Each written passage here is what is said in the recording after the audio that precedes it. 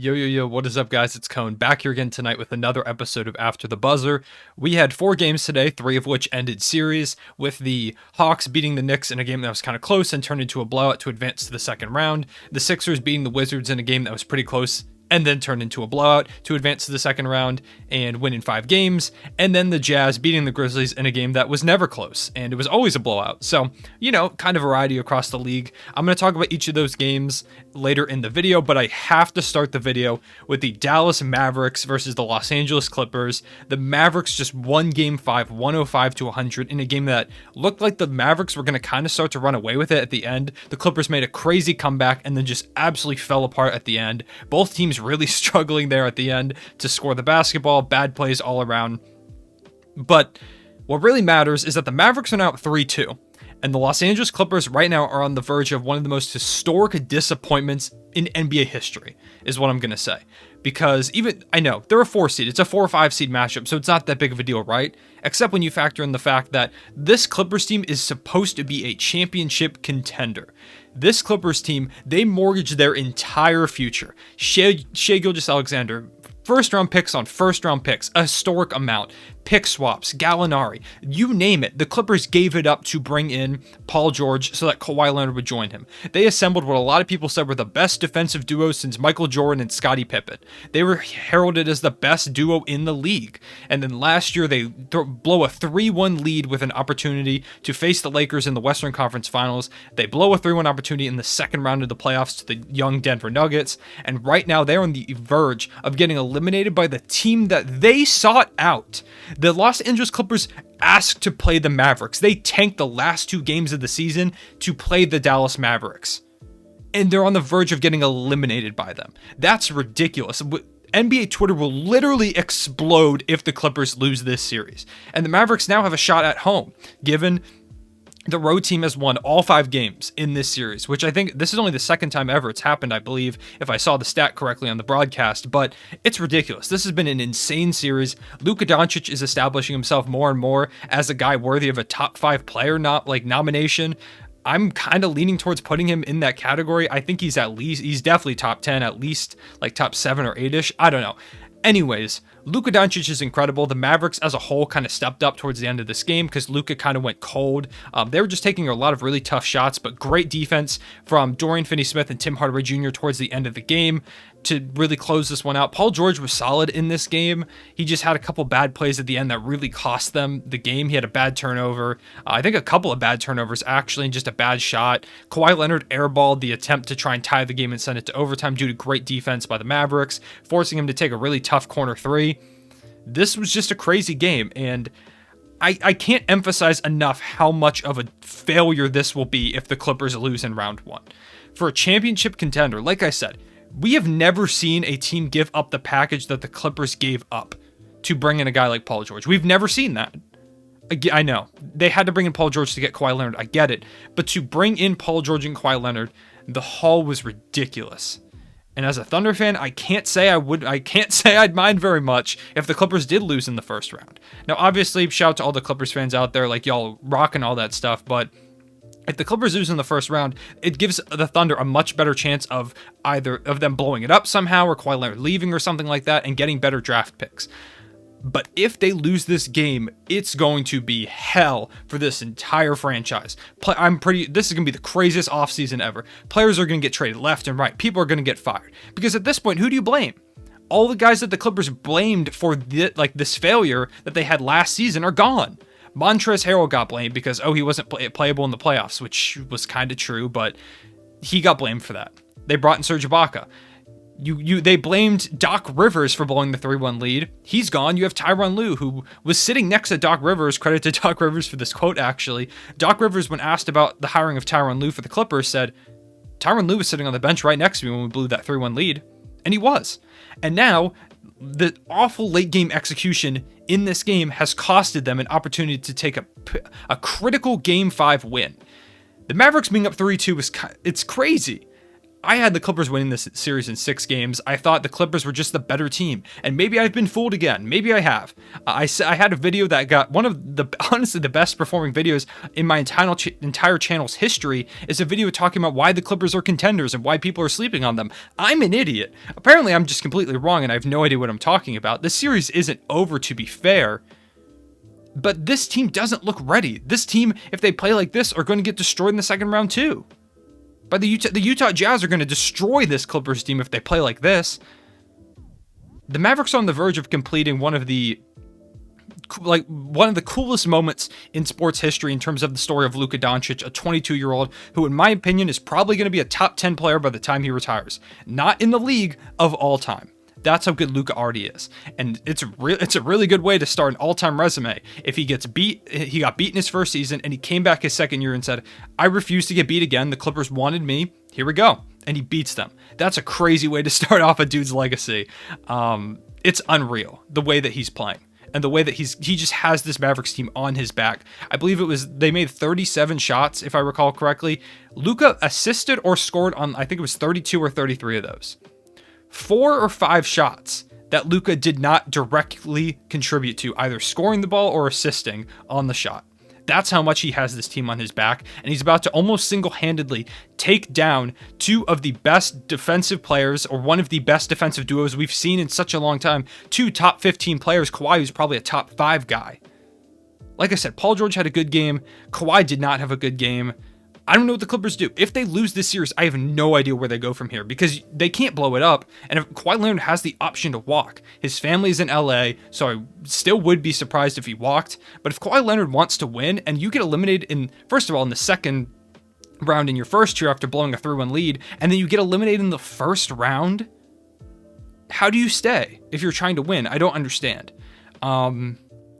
This is the verge of NBA Twitter is currently on like a Chernobyl level, like nuclear meltdown possibility. Like seriously, if you're not on NBA Twitter, go make an account just because of, and go follow me at 3_Cohen on Twitter, just because of what's going to happen if the Clippers lose either in Game 6 or Game 7. You don't want to miss out on that. It's going to be, if you didn't see the memes last year when the Clippers lost a 3-1 lead, imagine the memes now. Losing in the first round of the playoffs, and it's kind of surreal that both this Clippers team and the Lakers might both lose in the first round. The future's now, I guess. Luka Doncic, Devin Booker, all these young guys are really stepping up. Donovan Mitchell had a great game. I'll get to him in a little bit. Trae Young, a great game. John Morant, a great series despite his team going out in 5 games. The future's taken over. These young guys they did not come here to play around. They came here to try and knock off all the established guys. What do you say about the Clippers anymore? I'm not surprised. I did think the Clippers were going to win this game, but then Luka came in looking healthy. I think those 2 days off with rest really helped out his shoulder. He looked much better. There still were some times where it kind of looked like he was like moving it a little bit, but I don't know if that was just reflex or if he's just trying to keep it from getting tense, getting locked up, which is it's a possibility. And I'm sure it's still bothering him at least a little bit, but he was plenty healthy enough to absolutely destroy the Clippers in every way tonight. Step back threes, turnaround mid-range jumpers, dimes to guys in the corner. They were throwing double teams out and they couldn't do anything. Even with the double teams, he was hitting step backs over guys. It didn't matter. Doesn't matter what you do to Luka. Luka's incredible. He is if you want to know what the definition of a generational talent is, it's Luka Doncic. That word is thrown around way too often, in my opinion. And if you want to know what it really looks like, watch Luka Doncic play.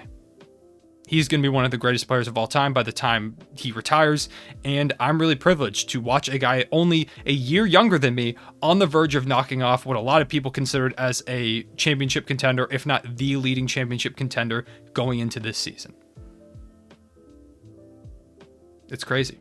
It's ridiculous. Shout out to the Mavericks. Like I'm talking so much about Luka, but there were other guys who did have solid games. Tim Hardaway Jr. put up 20, including a logo 3. Boban had a solid game, 9 and 7.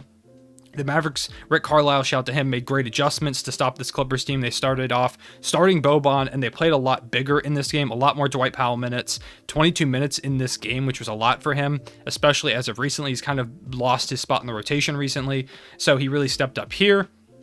And playing a lot of zone to start off the game, that was also pretty critical. That made the Clippers settle for a lot of three-point looks that just weren't falling. Rick Carlisle is a good coach. Yeah, let me know if I'm crazy. Am I crazy to say that this would be one of the worst choke jobs in NBA history, or one that? Oh, imagine if Kawhi leaves. That trade for Shea and all those picks is top 3 worst trades in NBA history. I'm going to go ahead and say that now. So be ready. If the Clippers lose this, you're going to see a video talking about why that's one of the top 3 worst trades of all time, especially if Kawhi leaves. Oh, if Kawhi leaves, man. As a Thunder fan, I can't say I'm not excited for the possibility of it. I'm sorry to Clippers fans watching this video. I don't hate the Clippers or anything. It's just, I really like the Thunder. So I think that's enough talking about the Clippers. You're going to see an incredible rant if they lose this series. Just be on the lookout for that. Knicks Hawks. This game was kind of close for a lot of it, but it was like the Knicks always were down by like double digits. And the crazy thing is, in this game, Julius Randle had his best game of the series, 23, 13, and 3, and they still got blown out. It didn't even matter. They scored 89 points in regulation, and 23 of those were Julius Randle, 17 were RJ Barrett, 12 were Reggie Bullock, 11 were Emmanuel Quickley. So between those 4 guys, that was basically all their points. Derrick Rose only played 27 minutes. He could not score tonight. Taj Gibson played 33 and had 4 points, 16 minutes for Nerlens Noel for 2 points. Their offense was just non-existent in this game. I'm going to, like I have been doing for all the other teams that get eliminated from the playoffs. If you've missed those videos, I made one for the Heat and the Celtics. I'm making these videos called What's Next, and I'm talking about what the offseason is going to look like for these teams, what I think they should do going forward, and how I project them going down the line. So if you want to hear me talk about the Celtics or the Heat, go watch those videos. I'm going to be coming out with one for the Knicks, the Wizards, and the Grizzlies in the coming 3 days, so be on the lookout for those videos. But in terms of the Hawks, I'm going to focus a little more on the Hawks here. They just are more talented. They're just better, well coached. Shout out to Nate McMillan. He did a great job with this Hawks team. I tweeted out earlier that it was a mistake that the Pacers fired Nate McMillan, and I do still think Nate McMillan is a better coach than Nate Bjorken, but shout out to some guys who reminded me of all the locker room problems that existed between the guys and Nate McMillan, so I understand now. That was something I forgot about. I appreciate y'all reminding me of that stuff. I'm not perfect. I make mistakes. But for the Hawks, Nate McMillan, an incredible hire. If they don't extend him, it'd be a massive mistake, and I really don't see any way they don't extend him. This Hawks team is just playing really well. Trae Young didn't have a great game tonight. He was pretty inefficient. I say he didn't have a great game. That was just in terms of efficiency, but in terms of his actual stats, 36, 4, 9. Bowing, he hit a 3 on the Madison Square Garden logo and then took a bow, while the Knicks crowd was standing up and clapping for their team to salute them on a good season. And Trae Young took that as an opportunity to bow on the Knicks logo in the center of Madison Square Garden. This man is a villain. He can't go to New York for at least a year. Next time he plays in Madison Square Garden, there are going to be boos for the entire time the Hawks are on the court. I wouldn't be surprised if the Knicks PA system just played boos over the sound system for the amount of disrespect that Trae Young showed to the Knicks in this series. And honestly, I love it. I love seeing teams go at each other. I love seeing players like beef with each other. I love seeing guys take things to heart, get competitive. It's awesome to see. I love it. I love the theatrics of it. I love when the NBA is overly dramatic because it's more fun to watch as a viewer. Trae Young's great. I really like Trae Young. I know a lot of people don't like Trae Young, but I'm a big fan of his, and this series made me a bigger fan because of the way that he said, okay, you guys don't like me, I'm going to play into that, and I'm going to dominate you guys. And that's exactly what he did all series long. No one on this Knicks team was checking him. Every time they would boo him, he would look at them and smile. Nerlens Noel gave him kind of a shoulder bump. Shout out Nerlens Noel, Thunder legend. He gave Trae Young kind of a shoulder bump, and Trae Young just kind of like went like this, like rolled his shoulders, kind of looked at him, like brushed himself off. He's just fun. He knows what he knows how good he is, and I like that. I like to see a player who's like, I'm really good, and I don't care who I'm going up against. I'm going to try and take them down. And Trae Young thinks he's the best player on the court on every single night. I can guarantee you that. I would be shocked if he didn't, because with the amount of confidence this guy plays with, it's cool. He's perfect for Atlanta. He is the athlete that Atlanta's really been needing. They haven't had a guy on the Hawks like this in a while, because the last time the Hawks were good, it was in those days where they had like Jeff Teague, Kyle Korver, DeMar Carroll, Al Horford, Paul Millsap, and those are all more kind of like low-key guys. That Hawks crowd was feeding off of Trae Young beefing with all the Knicks. Their home court advantage in the last couple games got even bigger because Trae Young was beefing with those guys. Trae Young was hitting shots, being disrespectful, talking to Reggie Bullock, saying, hey, we're in Atlanta now. pay attention, stuff like that. It's just cool. I love the theatrics of it. I love the drama of it. And I'm excited as an NBA fan that Trae Young is just getting started. Like I said, for the Knicks, I'm going to make a whole video talking about their season and what's next for them, so I'm not going to talk too much about it. But Knicks fans, you guys should be proud of the way that the Knicks played this season. I said in a previous video, the Knicks I had projected as a 14 seed coming into the year, and the fact that they won home court advantage and put up a fight in a playoff series is really all you can ask for from this Knicks team. I think they're going to be back. I think they're going to be better. I think they're going to go out and get a star, but I'll talk about who potentially in that other video, like I said. So if you want to see that video, drop a comment below and like the video. Next, Sixers Wizards. This one was another game that was kind of close and then turned into a blowout. The Wizards were just outmatched. Like I said, for the Knicks, I'm going to talk about the Wizards in a full video, so I don't want to focus on them too much. But they need to fire Scott Brooks. And this team's kind of in a tough situation because Bradley Beal and Russell Westbrook in their post-game interviews have been really praising Scott Brooks. And like Thunder legend, he coached the Thunder for a little bit, but this Wizards team needs to go in a different direction. I do think they have some solid building blocks. Denny Avdija, I still think has potential. I don't think Scott Brooks was using him right at all. He was using him as a spot-up shooter, and I think he's more of kind of like a playmaking guy. Rui Hachimura was really good in this series. He showed a ton of potential, not only defensively, guarding a lot of taller opponents, but offensively as well. He showed a lot of potential, especially with those turnaround mid-range jumpers were cash almost every single time. But they were just outmatched talent-wise. Even without Joel Embiid, this Sixers team is just really talented. Daryl Morey did an incredible job building this team. I've raved about him before. It really shows what good general management and coaching does for a team. Doc Rivers, great adjustments in this game after losing last game. Ben Simmons played some center. Ben Simmons started at center tonight, which is something I said they should do. And I'm really happy they took that to heart because he locked up. Like, the only thing that Ben Simmons has kind of struggled with defensively this season is guarding those bigger opponents. He struggled when he's guarding centers, and he did a phenomenal job tonight. He guarded centers, point guards, shooting guards, small forwards, power forwards.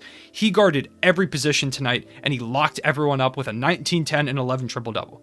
Ben Simmons is really good at basketball, and I hate that people pretend like he's not because he doesn't score a lot of points, and sometimes he misses his free throws. That free throw thing, by the way, last game, super overblown. I didn't make a video that night, so I didn't get to rant about it, but the free throw thing was super dumb. He went 3 of 6. He missed 3 free throws. That wasn't the reason they lost that game. Tobias Harris, as usual in this series, dominated with 28, 9, and 6. But probably the story of the game was Seth Curry putting up 30 points in 31 minutes. Ridiculous performance from him. He broke Rui Hachimura, who I was just praising. Prayers out to Rui Hachimura because Seth Curry absolutely broke him under the basket. He hit him with a pump fake that sent Rui Hachimura stumbling out of bounds. It was bad. I had to rewind it a couple of times because I didn't believe my eyes at first. It happened. And shout to a guy like Tyrese Maxey who really stepped up in the moment. Shout to Doc Rivers for putting so much trust in Tyrese Maxey. Something that people have said in the past about Doc Rivers is that he really doesn't trust his young guys. He plays his veterans too much. And Tyrese Maxey played 26 minutes in this game. He was the spark plug for a lot of this game offensively. He had some good defensive plays as well. He just did it all for them. 10 for Furkan Korkmaz.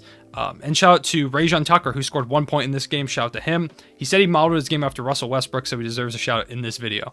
The Sixers are just more talented than the Wizards. That's what it comes down to. That's what a lot of these NBA matchups come down to, is really just who's more talented. We saw that in the Knicks-Hawks series as well. And I think the Sixers-Hawks is going to be a really fun series. If Joel Embiid comes back, I think I did pick the Hawks to win this series, and in my original playoff predictions, I picked the Sixers in 5. I think I would probably still go Sixers in 5, maybe Sixers in 6 if Joel Embiid is back. If he's not back, I'm not sure, but I think I might make a video previewing this series. If that is something you want to see, please let me know in the comment section below. I might make one for all of the second round series since there's only going to be 4 of them, so if you do want to see those, let me know. Finally, Jazz Grizzlies, like I said, this one was a blowout all the way through. So really, I'm just going to use this section to talk about how good the Utah Jazz are. They're really, really good, especially Donovan Mitchell, who put up 30 in this game, 36 and 10 assists in this game as well.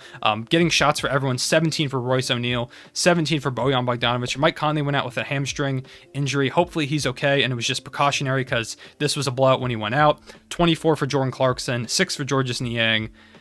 The Jazz are really good, and I think whoever comes out of that Clippers-Mavericks series that I was just talking about for 10 minutes is going to have a really hard time with the Utah Jazz.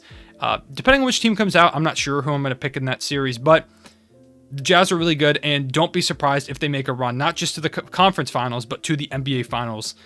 Don't sleep on the Utah Jazz. And as for the Memphis Grizzlies, Memphis fans, similar to the way I talked about the Knicks, you should be happy about how your team performed this season. I did not expect them to make the playoffs. I slept on them, I'll admit that, and they proved me wrong entirely. John Morant played better than I thought he was going to in the playoffs. They got them a game. I thought it was going to be a sweep. John Morant with 27, 7, and 11. Dillon Brooks with 27. Jonas Valanciunas with 18. Jaren Jackson Jr. with 15. I think those are their core 4 guys going forward. Like I said, it was a blowout, so there wasn't a lot of opportunities for guys to put up a ton of stats. But the way that John Morant and Dillon Brooks especially performed in this series, it's super exciting to watch them. The Grizzlies quickly became one of my favorite teams to watch in these playoffs just because of how hard they fought. The Grizzlies could have went down by 70 in any one of these games, and they would have fought all the way back till it became a 3-point game with a couple minutes left. They just had so much heart in them, and I love to see that as a fan of like a young team. I would love to turn into, if the Grizzlies are what we are next season, I'm cool with that. Obviously, down the line, I want to be more than what they are now. I want to be a championship contender. But if the Thunder come out and they're like the Grizzlies next season, making the 8 seed, playing really hard, trying to take down a 1 seed, maybe, maybe we could take them down if we get like a Cade Cunningham. I'm going too off the books about the Thunder now. But the Grizzlies are good. They're young. They're fun. They're definitely going to be back. And I think they have one of the brightest futures in the entire NBA. Not just of the playoff teams, but in the entire NBA. That's how good this Grizzlies core is. I'm really excited to see the way that they keep growing. Ja has quickly become one of my favorite players in the entire league. Shout out the Grizzlies, man. So, those are my thoughts on all the games. Let me know what you think about all of that. Let me know what you think about the Mavericks-Clippers series. Are the Mavericks going to do this? And if they do win this series, is this Clippers team one of the biggest disappointments we've seen in a very long time in the playoffs? As for the Hawks-Sixers series, who you gotten in how many games? And do you think the Jazz can make a conference finals run? Do you think the Grizzlies will be back next season? And what do you think about their future? Let me know all that in the comment section below. I really appreciate you guys watching this video and watching all of these videos. It means a lot to me. I'll be back tomorrow with another one of these. I appreciate you guys watching. I'll see you guys later. Real one, say it back.